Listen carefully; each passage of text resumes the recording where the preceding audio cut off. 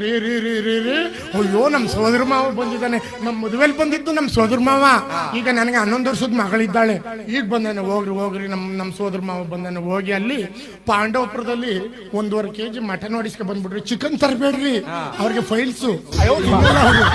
Mutton ತಗೊ ಬಂದ್ಬಿಡ್ರಿ. 1/2 kg keema ಹೊಡಿಸ್ಕೊ ಬಂದ್ಬಿಡ್ರಿ. ಹಂಗೆ ನಮ್ಮ ಮಾವನ್ಗೆ ಅಲ್ಲೆಲ್ಲ ಬಚ್ಚ ಬಾಯಿ ಆಗ್ಬಿಟ್ಟು ಅಲ್ಲೆಲ್ಲ ಬಿದ್ದಬಿಟ್ಟಿಂಗ.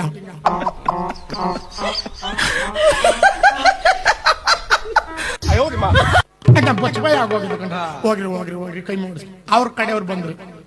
ಅದೇ ಗಂಡನ ಕಡೆಯವ್ರು ಏನಾರು ಬಂದ್ರೆ ಓಹ್ ಬಂದ್ರಿ ಕರಾಟಕ್ ಭಾನುವಾರನೇ ಬಂದಿದ್ದೀರ. ವಾರ ನೋಡ್ಕೊಂಡು ಕರಾಟಕ್ ಭಾನುವಾರನೇ ಬಂದಿದ್ದೀರ. ಬನ್ನಿ, ನೀವು ಬಂದಿದ್ದು ಬಹಳ ಸಂತೋಷ ನಮ್ಗೆ. ನಿಮ್ಗೆ ಮಟನ್ ಚಿಕನ್ ಮಾಡಬೇಕು ಅಂತಲೇ ಇದ್ದೆ. ಅಯ್ಯೋ, ನಾವು ಕುಕ್ಕೆ ಸುಬ್ರಹ್ಮಣ್ಯಂಗೆ ಹೋಗಿದ್ ಬಂದ್ಬಿಟ್ಟಿದೀವಿ.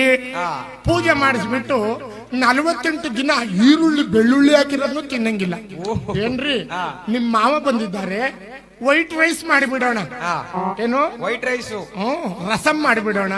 ಅನಿಲ್ ಹಪ್ಳ ತಕ ಬಂದ್ಬಿಡಿ. ಹೆಣ್ಗಾಕ್ರೆ ಇಷ್ಟ ಆಗಲ್ಲ ಆಯ್ತದ. ಯಾವ್ದು ಅನಿಲ್ ಹಪ್ಳ? ವೈಟ್ ರೈಸ್ ಮಾಡಿ ಊಟ ಮಾಡಿಸಿ ಕಳಿಸ್ಬಿಡೋಣ. ಆಯ್ತಪ್ಪ. ಗಂಡನ ಕಡೆಯವ್ರು ಬಂದ್ರು. ಹೌದು. ಅಲ್ಲಿ ಬಾಂಧವ್ಯತೆ ಇಲ್ಲ.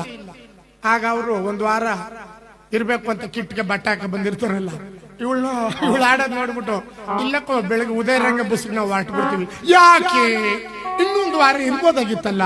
ಅಯ್ಯೋ ಬೇಡಕ್ಕವ, ಊರ್ ಕಡೆ ಗದ್ದಾಗ ಊಟ ನೀರು ನೆಳ್ಳು ದನ ಕರ ಕುರಿ ಮರಿ ನೋಡ್ಬೇಕಲ್ಲ, ಹೊರಟ್ಬಿಡ್ತೀವಿ ಕವ ನಾವು. ಬಾಂಧವ್ಯತೆ ಇಲ್ಲ ಅಲ್ಲಿ.